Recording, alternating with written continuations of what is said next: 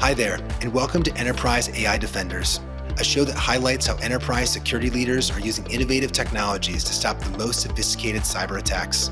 In each episode, Fortune 500 CISOs share how AI has changed the threat landscape, real-world examples of modern attacks, and the role AI will play in the future of cybersecurity. I'm Evan Reiser, the founder and CEO of Abnormal AI. And I'm Mike Britton, the CIO of Abnormal AI. Today on the show, we're bringing you a conversation with Adam Keown, Chief Information Security Officer at Eastman Chemical Company. Eastman is a Fortune 500 global specialty materials manufacturer. Their products go into medical devices, packaging, and many of the plastic and chemical solutions that keep modern manufacturing and safety systems moving. There are three interesting things that stood out to me in the conversation with Adam. First, Adam defines cybersecurity at Eastman around business continuity and intellectual property protection. When you manufacture materials for medical devices, stopping isn't an option. His team's mission is clear: keep operations running and protect the innovation that gives Eastman its edge. Second, the threat landscape is shifting. Attacks are moving from endpoints and networks to cloud identity, social engineering, and SaaS misconfigurations. Adam shared an experience from his days in the FBI where criminals compromised multiple identities along the chain. It's another proof that identity attacks now carry the biggest blast radius in cloud-native environments. And finally, Eastman is re-engineering how it defends and educates. Adam's team shifted focus from chasing indicators to detecting behaviors and outcomes. They're also rolling out in-the-moment microlearning, training employees as risks happen to create a faster, smarter security culture built for real-world threats. Well, Adam, first of all, thank you so much for being here and taking time to join us today. Maybe to start off, do you mind giving our audience a little bit about your background, how you got to where you are today, and maybe share a little bit about Eastman for those that in the audience that may not know? I started my career in IT, like many other folks in cyber, and was working with not IBM but HP mainframes in the electric utility industry. And during that time, I was also a firefighter. And taking care of burning buildings and emergency calls and such, having just a great time in life. And I've always had a public service in my background. And that's when I met the FBI. And when I connected with the Bureau and found out I could use my hazardous material background and my computer science background in one job, I fell in love. I'm like, yes, let's go do this. And I'm thankful to say I was an FBI agent for just about 11 years. Loved every minute of that chapter. It was just fantastic. And I spent that entire time, having incident response. My first few years I chased spies, but outside of that, I spent the rest of the time in cybersecurity and doing a lot of incident response, running through logs. There are a few hundred agents that are dual trained in investigations and forensics, and I was one of those. And I like I said, I loved every minute of that chapter. But it was one of those situations where I saw so much harm that was being done. I wanted to be on the defensive side. I wanted to change that chapter and be in an area where I could help protect and do more before things happen versus just helping after a situation occurred. And that's why I went to the defensive side. So I spent just over a decade in the Bureau, and then I've now spent just over a decade in the private sector market. So a lot in risk management, a lot in understanding and explaining complex technology to folks all across the board, and really learning how to talk to people and have conversations so we could have a true connection on what the seriousness of the situation was and making sure everyone understood what was going on. And now I've been here at Eastman for 6 years as the CISO and having a great time at it. I think there's a probably bigger impact you guys have when you're protecting both your customers and maybe the greater world. Can you help put that in perspective a little bit? What's really at stake when it comes to cybersecurity at Eastman? Conversations, not only at Eastman, but with different businesses, I've always felt land best when you have discussions that seal the deal for them. And so when it comes to manufacturing, the manufacturing area, one of the best ways to have conversations is around business continuity. And so that's where I usually start at. We don't want all these labels to stop being printed. We've got these safety data sheets that are highly important so that people, so everyone can go home safe just the way they came in this morning. We are producing plastics that go into all of these medical areas, a face mask or an oxygen mask type area. So those type of needs are vital and can't slow down. And so we always have to be thinking about what can we do to help stack the deck in our favor the most so the business can continue moving forward. And that's where I focus in my conversations. Cybersecurity here at Eastman has two main pillars. One is to make sure the business continues running, and two is to protect our intellectual property that gives us an advantage in the market. What do you think sets you guys apart from others in the chemical and manufacturing sector? Yeah, one is our focus and our drive on the circular economy. It's always about how can we make things or create things that can not only surprise and be a benefit to folks today, but also is sustainable for a future ahead of us. And so that kind of focus has made us uniquely even traded in some of the ESG mutual funds in the past. So that's just one of those great avenues that makes you proud to be at this company. Technology is a huge advantage that we have here at Eastman. I'm curious, like maybe what are some of the unique use cases or maybe novel attacks, right, that you see in your industry that maybe other people might not, fully appreciate? Yeah, when attackers are very sophisticated and coming after large entities, they run into situations, and this was one of my old FBI cases. Actually, I'll tell you about. This was a bank that does international transfers, all day long on a regular basis. And what had happened is the attackers had compromised the person that creates the account or creates the transfer, sets it up. Then they also compromised the account of the person who validates it and lets it go through. So the attackers have both accounts, right? And they had full access to both areas. And so we're trying to figure out how this money got moved. We're like, okay, well, they had to combine. Obviously the attackers had to have both accounts. And the reason that they got caught and the money actually didn't transfer is because the second person who owned that account, she was on her honeymoon, and she had told the transferring company, she said, "Hey, I'm going to be on my honeymoon all next week. So, I'll see you when I get back." And when they saw this large volume dollar transfer come through, someone at that company actually said, "I just talked to her. How is she doing this from her hotel room or from her honeymoon?" And sure enough, that they stopped the transaction, saved over $1.5 million from leaving and going out. And the capability of the FBI to bring back money today is much better than it was just a decade ago, or I'd even say 5 years ago. It's just gotten much better. But especially over a decade ago, when I was still in the bureau, the money was gone once it got transferred. It was completely gone, and so $1.5 million saved because someone happened to mention that they were going to be on their honeymoon next week, and so when the attackers have these advanced capabilities where they've compromised multiple areas, they know how the process chain works.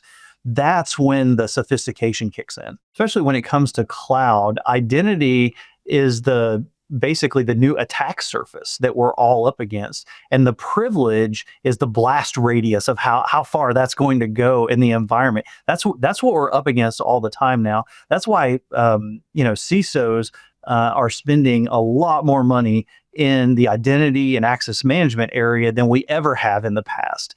It's one of those scenarios where, we've spent, as an industry, we spent 10, 20 years focusing on endpoint detection, forensics, like getting the monitoring, getting the logs. We can do that in our sleep. We're really good at that today. And now it's a situation where we need to pivot because of the movement of data out into all these cloud areas. It's now focused on that identity, and we have to bring that area up to par and make it just as mature as the others. What's something that you're proud of that your team has innovated innovated or created that's kind of unique to you guys, something that's homegrown or something that you guys have come up with yourself because you saw a need that wasn't being met in the vendor space? Yeah. Where I have really enjoyed the cybersecurity team is their willingness to think outside the box when approaching specific techniques. I can tell you that we had $1 billion divestiture just a few years ago, and there was all this question about separating data, and we talked to lots of vendors, and we did have some help from some outside consultants too. But having those discussions, how are we going to get this? How are we going to get this taken care of in the most efficient and effective way, so that we can have this divestiture? We ended up pulling people into a room and just whiteboarding. And so I grabbed some key team members, jumped into a room, started drawing on the board, what are our end goals? Like, where are we trying to get to? And when we're done with this, what's going to make us happy at the end of this type of divestiture? When it comes from the cybersecurity mindset. And what was awesome was the team stood up and they said, okay, we see these goals, but what if we went after it through option A? And then what if option A doesn't work? Can we start hammering it with a different type of data sifting tool? What about certifications? And it was just so awesome to have all of that brain power and ingenuity and just throwing out these ideas all over the whiteboard. It's that, when people say, hey, let's just brainstorm and throw these awesome things on the whiteboard, it was one of those kind of moments. And I'm happy to say that the principles and the guidelines that we laid through that divestiture about ensuring that we're identifying all the employees and data, et cetera, that's being divested, that type of gameplay was phenomenal with the team, because every time they got challenged on something, the team would respond with those principles. And that was really cool, because it gave them the empowerment. We're doing right by the company. Kind of looking for a contrarian take, but what do you think will be true about AI's future impact on cybersecurity that maybe some of your peers are maybe underestimating right now? Yeah, well, you heard me mention earlier identity and access management. We've got to invest more and more in that area. It's about seeing where these identities are being used across the board. So whether it's in a SaaS application, on-prem, in a hybrid environment, we have to invest in there to help close some of those blind spots. One of the things that I've had on my team's performance reviews, not only here at Eastman, but even in past roles and previous, was we need more visibility. We always need more visibility. So adding more layers of visibility and context has always been key to figuring out what's happening or preventing things from happening. So I would encourage folks, if you haven't spent more time in just adding visibility, so whether it's adding those Linux systems in the far back corner with the dust on it, getting some kind of visibility there, or there's a remote office that you just don't have good visibility, take the time and invest in those areas, because we all know that if an attacker can get past some of those weak areas, suddenly they can cause a larger issue in the mothership, right? They can get back and use that access to cause bigger harm. And so that would be an area I would focus. Also, we're seeing some of the biggest breaches known to man in these third-party SaaS services today, right? I'm not going to name the customer resource management tool right now that's been all in the news, but they said the CRM said, we're not even going to pay the hackers because they didn't really hack us. We need to spend a ton of time in security posture management for SaaS environments.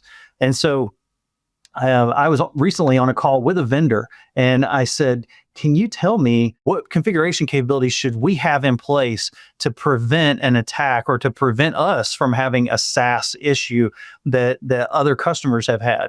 And they had nothing to say. They said, no, we do all the security. And I'm like, okay, I get the fact that you're looking at network traffic and no one's getting inside of our bubble, but I'm talking about our bubble. What configuration changes should we make in our, do you have some benchmarks? Is there some CIS benchmarks or some, Microsoft publishes, how to secure your Exchange instance? what do you have that gives me, even if I'm not following all of them, something that I can aim toward to get my team to using? And they literally had nothing to provide. And my team and I ended that call, and we had a quick hot wash afterwards, right? And we said, what's going on? I can't believe a vendor this large with billions of dollars, and maybe I'm exaggerating there, but with millions of dollars, I can't believe that a company this large with millions of dollars can't give us a back of the napkin, here are configuration settings you should do in your environment to make sure you're secure going forward. And so these SaaS providers have got to think in this area. I mean, it just shocks me how many times, like I said, I've gotten on a vendor call just in the last 6 to 12 months, asked about best practices in configuring our environment, because my teams are in charge of configuring the environment, not the SaaS provider. And so I want to make sure we're configuring it properly, and they just don't have these best practices or benchmarks in place. What about on the offensive side, right? Like how criminals seem to be a little faster to adopt these technologies than we are. What should we be thinking about there? Yeah, one of the reasons that criminals adopt things fast is because they don't care if it breaks, right? For the rest of us, we have to keep the system up and running. But the criminals are like, just spray it out there. Let's just see what happens. If it doesn't work, we'll just go on to the next victim. I can tell you, especially around AI, it's been largely around the scale and personalization of crafting these convincing models to come in to attack folks. That has been large. We've also seen a trend where when attackers are getting a hold of email boxes, that they're sucking down all the invoices out of it, or they're, all the information they can get so they can turn around and attack those customers. Because if they can go after those customers who are not spending the millions of dollars that we are in protecting our systems, they're going after those smaller customers, and they just don't have the wherewithal. A lot of those customers, they don't even have a single cybersecurity person. They have a handful of IT people, but no one with a cyber professional background. And so that's one area, is around the scale and the personalization. The second area that I'm seeing the most, especially against large enterprises, is the multimodal attacks from AI. So in other words, here's a phone call from your CEO or a leader. Here's an email that comes right behind it, and guess what? We're going to slam your email box so that so that it won't work. And then we're going to call in, pretend to be the IT help. We're going to be a fraudulent worker, trying to get a job at your location. All of those areas, it's just coming in so many different ways that the cyber teams are having to build out protections in ways that we haven't looked at before. I mean, how many years have we published the article that says phishing is the number one way if someone's going to get into your environment? And that's still probably true today, but the phishing number, in my opinion, has started to come down some. It's probably still the majority, but it's come down. And all these other areas have jumped in, whether it's text messages, whether it's phone calls, all these other social engineering capabilities are what's attacking us now. How should defenders be using technologies to defend against those things? Yeah, well, the defender's capabilities are a few angles. One is being able to identify and detect issues so much quicker than we have before. There's situations, especially in large global companies like Eastman, like some of my previous roles, where the attack happens in a time zone where some people are sleeping, and maybe the cyber team doesn't have full access to that area. But being able to use AI and get some directional guidance in that area is a huge win. What do we think that any of these systems are even at that version level? We're waking people up, but it's going to take them, an hour, 30 minutes in order to just let them, look at the land and see where these version numbers are at. Does it even make sense? Having the AI capability to pull out some of those records, especially in the monitoring and the capabilities, is a huge win for us. So that's just one area. It's gotten to this point where, and I'm not saying we're getting rid of indicators and bread and butter type activities. We'll always look at indicators, but it's gotten to a point where we don't chase the indicators anymore. We chase the behaviors and the outcomes of the program in order for us to be more resilient when something is going to happen. Everyone has said forever, it's not if, it's when. And I'm sure that when I was talking and giving FBI talks, I said that multiple times. But we've gone so far beyond that now. Every company has compromises, not material compromises, but compromises all the time. Where Alice in accounting gets her email account popped, or Bob is one of the sales engineers, gets his email account popped. Those things are everyday routine items for especially large companies. But it's understanding that we have to, that the entire program itself has to start looking for cultural behaviors, for the outcomes that we're expecting. So when something does happen, it's more contained. It's not in this, it's not in this huge blast radius, but it's contained to a single office. It's contained to a single PC. How quickly can we shut it down from getting to the rest of the network? What observability capabilities do we have so that we can shut down one of our SD-WANs or something? Those kind of capabilities are where we have to lean so that we can be prepared to prevent the larger attacks from occurring. How have you rethought your awareness and education program for your employees? Because I imagine your employee base runs the gambit with people in plants and manufacturing all the way to office workers. So are there things you're doing different in this era of AI and hyper-personalization on social engineering? Yeah, 100%. First off, we've had some direct educational sessions with specific employees. There's certain employees that are going to be targeted more than others, and so we always want to have those direct sessions with them because they're going to receive that more, especially in a smaller group setting. Conversations. I can also tell you that I've reviewed 2 different vendors just in the last 6 months who said, I've got an AI educational thing. You can send it out to all your employees. And then when I said, okay, well, send me a copy of it so I can just run through it myself. And either me or one of my architects ran through the material, and it's quoting things from 6 months ago in the AI world. And you're like, what do you mean? The AI can actually write really good, secure code now. It couldn't a year ago, but now it can. It actually can mimic. It actually can mimic regional dialects now when it couldn't do that as normally a year ago. And so those kind of things. The AI lessons. I feel a lot of the AI educational material that I'm personally seeing. It reminds me of saying, look for misspellings in your phishing emails. Like that is just so far a decade ago, but it feels like some of the AI education is the same way. So we are actually creating targeted material that we're giving to folks right now and trying to find the right perspective for educating the employee base as a whole. We've also built out policies and internal communicational educational material for the general population. Do you see a role where AI could play in helping highly personalize the awareness and education on an employee by employee basis as well? It's one thing to educate them on AI. It's another thing also to leverage AI to create some hyper personalization on that particular role, that particular person. Yeah, some of the better educational material I have seen is actually in the moment education material. So in other words, Alice, she tries to send a document outside the company that is marked confidential. It's marked like you can't send it out. And the educational material will pop up in that instance and say, like it blocked it, wouldn't let it go out the email system.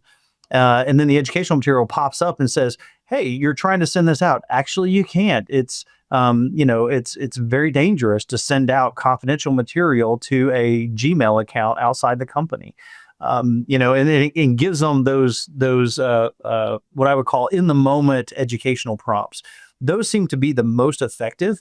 We live in a world of TikTok videos of 60 seconds, right? 60, 90 seconds.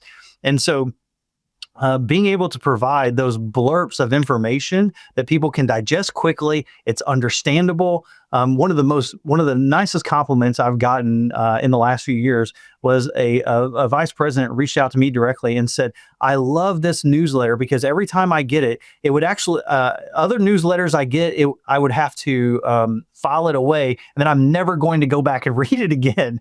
he goes, but yours, you make them so concise and small and bite-sized that it would take me longer to go back and find the email than just to read it right now and to zip through the material. And so that's the kind of material that I want all of our employee base to have. And I think is where we're moving as a society going forward. So Adam, the way we like to end our episode is doing kind of a quick lightning round where we're looking for like your one tweet takes on things that are really hard to answer in one tweet. So please, forgive us the next 4 questions. Mike, you want to go first? What advice would you give someone stepping into their very first CISO job? Maybe something they would underestimate or overestimate about the role? The first thing you need to do is understand that you're not only responsible for the people that you're working with, but you're also responsible for creating relationships with people outside of cyber. That seems to be the biggest issue that I've run into, is that you have to connect with those folks, not only in the business, in your communications group, in HR. All of those folks are essential for getting your job done, and you have to make those relationships. What would be your advice to maybe some of your peers about how they can stay up to date with the latest in the cybersecurity world? Well, of course, in anything in IT, whether it's cyber or not, you never stop learning. And so you want to continually feed your brain all the time. I can tell you that podcasts, even though we're on one today, is a phenomenal way to just keep on top of things. I'm an avid runner, and so I run through 30 different podcasts per week. And so just, it helps feed what's going on. It helps me stay on top of the news. It helps me stay on top of the businesses. And so I'm able to keep track as a CISO of what's happening in my industry, of what's happening with the larger economy around me, by listening to podcasts and running through news feeds and still reading research articles. Plus, I still tinker on the weekends. I've got 5, maybe it's just 4 right now, 4 Raspberry Pis running in my house right now. I run my own media server. There's things that we all do inside of our homes that give us the capability to continue to feed ourselves. I think it was 3 months ago, I spent 3 different weekends just learning Docker. I haven't deployed systems like that ever in my life. And so now I'm at a situation where everyone's talking about all these Docker containers. I'm just going to sit down and learn it. And I spent the entire weekend actually using AI and learning all these base commands, and deployed my own infrastructure in the house, and still had fun in my own lab. So don't stop learning, don't stop having fun, and continue to surround yourselves with these awesome experts. So on a more personal side, what's a book that you've read that's had a big impact on you, and why? And it doesn't have to be a cyber or even work-related book. One of the biggest impacts on me was a book I read last year called How to Know a Person. It's written by David Brooks. And what it made me realize is that when I have conversations with folks, there's ways that I can connect with people versus ways that unfortunately I didn't realize I was giving off this "I don't want to connect with you" vibe. And that book really opened my eyes to say, hey, here's how to ask a real follow-up question to get to know someone. Here's how to engage the conversation so that you not only that you're not creating a LinkedIn connection, you're creating a real conversation with somebody. And so that book, I have literally applied it to hundreds of conversations just since I read it early. And I think I said last year, it was earlier this year, around the Q1 timeframe. When you think about the future of cybersecurity and AI, what do you believe is going to be true that most people consider science fiction? Maybe most of your peers would consider science fiction. I think that AI is going to move into a position where it is fixing the majority of the vulnerabilities, that it is actually the baseline activity. All this baseline activity that we're doing today, or not doing. So there's some companies that have a terrible asset inventory system. If anyone knows of a really good one, let me know. But it's those type of things that the larger the scope becomes, the more struggle all companies have with it. And it's that kind of thing that I think AI is going to move us in a much more positive direction, so that we've got good data and we can operate appropriately going forward. I really appreciate you joining us today, and looking forward to chatting again soon. Yeah, thanks. That was Adam Keown, Chief Information Security Officer at Eastman Chemical Company. I'm Mike Britton, the CIO of Abnormal AI. And I'm Evan Reiser, the founder and CEO of Abnormal AI. Thanks for listening to Enterprise AI Defenders. Please be sure to subscribe so you never miss an episode. Learn more about how AI is transforming cybersecurity at enterprisesoftware.blog. This show is produced by Josh Muir. See you next time.